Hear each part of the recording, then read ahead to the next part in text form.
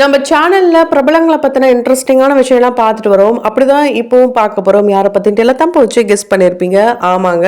நீனா அவர்கள பத்தி தான் பார்க்க போறோம். இவங்கள பத்தி பார்க்கறதுக்கு முன்னாடி இதுவரைக்கும் யாரெல்லாம் நம்ம சினி சமூகம் சேனலை சப்ஸ்கிரைப் பண்ணலையோ அவங்க எல்லாரும் மறக்காம சப்ஸ்கிரைப் பண்ணிட்டு பக்கத்துல இருக்க பெல் ஐக்கனையும் மறக்காம பிரஸ் பண்ணிடுங்க. பேபி நீனான்னு சொன்னா கண்டிப்பா பல பேருக்கும் தெரிஞ்சிருக்கும். இப்போ ரீசெண்டா அவங்க கொடுத்த இன்டர்வியூஸ்லாம் பார்க்கும்போது அட இவங்க தான் அவங்களா அப்படின்னு கேட்குற வகையில தான் ரொம்பவே ஃபேஸ் ரொம்பவே சேஞ்ச் ஆயிருக்கு. ஸோ ரொம்ப வந்து ஏஜ்டு ஆயிட்டாங்க. 44 வயசு அப்படின்னு சொன்னால் இவ்வளோ இப்போ தான் சின்ன பொண்ணாக பார்த்தோம், அதுக்குள்ளே இவ்வளோ வயசா அப்படின்ற மாதிரி தான் இருக்குது. இவங்களை கலைராணி அப்படின்னே சொல்லலாம். கண்ணாத்தாள் அப்படின்ற படம் தான் இவங்களுடைய வாழ்க்கையை புரட்டி போட்ட படம். அண்டு இதுக்கப்புறம் ஒரு முடிவை எடுத்த படமும் அந்த படம் தான். ஸோ அது என்ன முடிவு, அவங்க இன்ட்ரெஸ்டிங்கான என்ன படங்கள்லாம் நடிச்சிருக்காங்க, அவங்கள பற்றின இன்ட்ரெஸ்டிங்கான விஷயங்களை தொடர்ந்து இந்த வீடியோவில் பார்க்கலாம். அதுக்கு முன்னாடி பேபி நீனாவை உங்களுக்கு எந்த அளவுக்கு ரொம்ப பிடிக்கும்ன்றத கமெண்ட் பாக்ஸில் மறக்காம கமெண்ட் பண்ணிடுங்க. ஸோ பேபி நீனா, இந்த நீனான்னு சொல்றதுக்கும் மீனான்னு சொல்றதுக்கும் நிறைய டிஃப்ரென்ஸ்லாம் இல்லை. ஏன்னா ப்ரொனவுன்சேஷன் பார்த்தீங்கன்னா நீனான்னு சொல்லும்போது என்னது மீனாவா அப்படின்னு தான் கேட்க தோணும். ஏன்னா அப்படி தான் வந்து நம்ம எல்லாரும் ஒரு சில படங்களில் கூட இவங்களுடைய நேமை நீனாக்கு பதிலாக மீனான்னு கூட தவறுதலாக பத்திரிகையெல்லாம் போட்டிருக்காங்களாம். அப்பதான் இவங்க அப்பா கிட்டேயும் வந்து ஏன்பா என் பேரை அப்பயே மாத்திருந்திருக்கலாமே அப்படிலாம் கூட கேட்டிருக்காங்களாம். ஏன்னா இவங்க 1981 பிறந்து 83 படம் நடிக்க வந்துட்டாங்க. என்னது 2 வயசுல படமா அப்படின்னு கேட்டிங்கன்னா, இவங்களுக்கு நடிச்சா காசு வரும்ன்ட்டு அவங்க பாட்டி சொல்லியிருக்காங்க. அந்த பாட்டியால தான் இவங்க நடிக்க வந்திருக்காங்க. இல்லைன்னா இப்படி ஒரு நடிகையே நமக்கு கண்ணில் காட்டியிருக்கவே மாட்டாங்க. இவங்க அப்பா அம்மா வந்து ஒர்க் பண்ணுறதுனால அவங்க ஃபுல் அண்ட் ஃபுல் பிஸியாக இருந்திருக்காங்க. அந்த டைமில் அவங்க பாட்டிக்கிட்ட தான் விட்டு போயிருக்காங்க. ஸோ பணத்துக்காக வந்து நடிக்க ஆரம்பித்தவங்க பேஷனாக மாறிடுச்சு. பல பேருக்கும் ரொம்ப ஒரு பிடிச்ச நடிகாவே மாறிட்டாங்க. நீனா அப்படின்ற பேரு இவங்க பிறக்கிறதுக்கு முன்னாடியே இவங்களுடைய அப்பா ஃபிக்ஸ் பண்ணி வச்சுட்டாராம். அதுக்கப்புறம் தான் இப்போ கண்டிப்பாக எனக்கு வந்து பெண் குழந்தை தான் பிறக்கும், பிறந்தா நீனா தான் வைக்கணும் அப்படிலாம் சொல்லி தான் இந்த பேரை வச்சிருக்காங்க. அதனால தான் இவங்க இந்த இண்டஸ்ட்ரிக்கு வந்ததுக்கு அப்புறம் கூட பேர்லாம் மாற்றக்கூடாதுன்ட்டு ஒரே ஒரு கண்டிஷன் தான் போட்டாராம். ஸோ பேர் மாத்தாமலே தான் இவங்க இந்த இண்டஸ்ட்ரியில இருந்துட்டு போயிருக்காங்க. கிட்டத்தட்ட 25 வருஷத்துக்கு அப்புறமா தான் இவங்களை இப்போ நம்ம பார்த்திருக்கோம் அப்படின்னே சொல்லலாம். ஆஸ்திரேலியா மெல்போர்ன் தான் இவங்க இருக்காங்க. அப்பா அம்மா ஆசைப்பட்டாங்கன்ற காரணத்துக்காக பீக்ல இருக்கும் போதே 2004 மேரேஜ் பண்ணிட்டாங்க. ஸோ மேரேஜுக்கு அப்புறம் நடிப்புலாம் வேணாம் அப்படின்ற ஒரு காரணத்தினாலதான் இவங்க அங்கேயே செட்டில் ஆயிட்டாங்க. என்னதான் இவங்க அப்பா வந்து மலையாளி, அம்மா வந்து தெலுங்கா இருந்தாலும் இவங்க தமிழ் அப்படின்றத ரொம்ப பெருமையாவே சமீபத்தில் கொடுத்த ஒரு இன்டர்வியூல சொல்லியிருக்காங்க. அண்ட் முடிஞ்ச அளவுக்கு இவங்களுடைய பழைய இன்டர்வியூஸ் எல்லாம் எடுத்தா கூட தமிழ்ல தான் பேசியிருக்காங்க. என்னதான் ஆஸ்திரேலியால இருந்தா கூட அவங்களுடைய இந்த இங்கிலீஷ் ஸ்லாங் வந்து டிஃப்ரெண்டா இருந்தாலுமே தமிழ் ரொம்ப சரளமா ரொம்பவே சுத்த தமிழ்லையும் பேசிட்டு இருக்காங்க. ஸோ இவங்களுடைய தமிழை கேட்டுக்கிட்டே இருக்கலாம், அந்த அளவுக்கு ரொம்பவே அழகா இருக்கு. குழந்தை நட்சத்திரமா இவங்க மலையாளத்துல நிறைய படங்கள் நடிச்சிருக்காங்க. குறிப்பா மம்முட்டி, மோகன்லால், இது போல பெரிய பெரிய நட்சத்திரங்கள் கூட அங்க நடிச்சிருக்காங்க. ஸோ அப்படி இவங்க நடிக்கிறதுக்கு முன்னாடியே வந்து இவங்க அப்பா ப்ரொடியூசராலாம் கூட இருந்திருக்காராம்.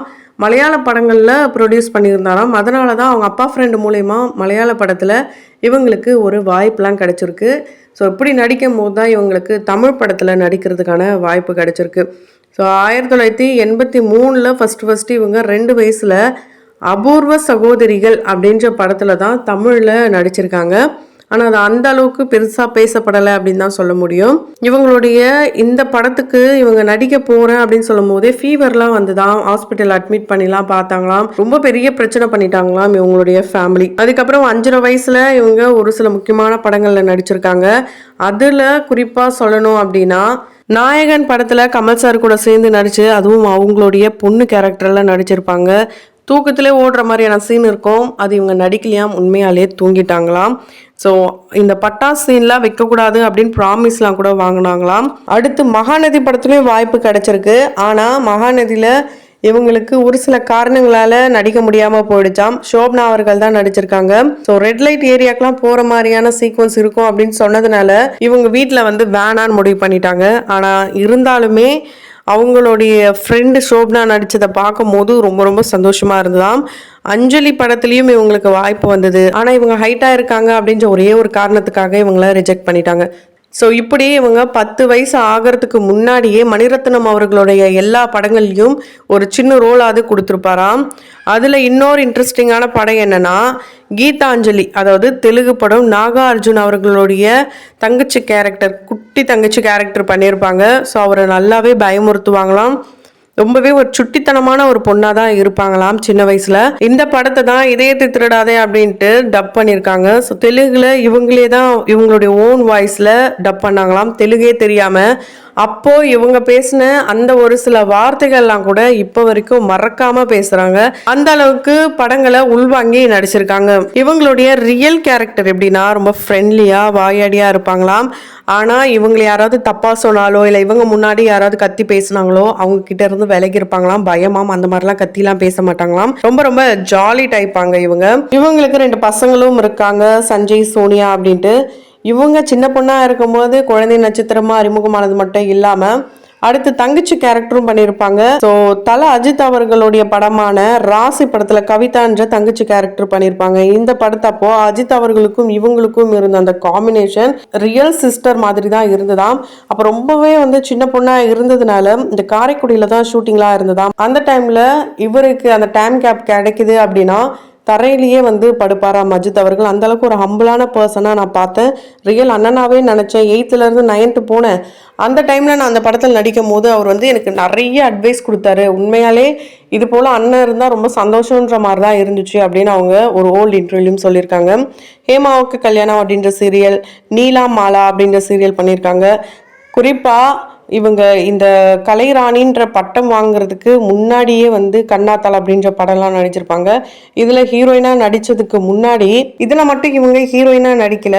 விடுகதை அப்படின்ற படத்துல பிரகாஷ் ராஜ் அவர்கள் முதல் முறையா ஹீரோவா நடிக்கிறாரு. அதுவும் அவ்வளோ ஏஜ் கேப் வித்தியாசத்துல ஒரு அப்பா ரோலா நடிக்க வேண்டிய அந்த வயசு 15 வயசுல இவங்க ஹீரோயினாவும் அவரு ஹீரோவாவும் நடிச்சு ரொம்பவே ஹிட்டான படம் அப்படின்னா அந்த படத்தை சொல்லலாம். அதுல ஒவ்வொரு பாடல்களும் ரொம்ப ரொம்ப வித்தியாசமாவே இருக்கும். இவங்க எஸ்பிபி அவர்களுடைய கேளடி கண்மணி அப்படின்ற படத்துல நடிச்சிருப்பாங்க. ராதிகா அவர்களும் அதுல நடிச்சிருப்பாங்க. அதே ராதிகா அவர்களுக்கும் மகள் கேரக்டர்ல சின்ன வயசுல நடிச்சாலும் சித்தில இவங்க காவேரியா நடிச்சிருப்பாங்க. அண்ணாமலையில சிவகுமார் அவர்களுக்கும் இவங்க நடிச்சிருப்பாங்க.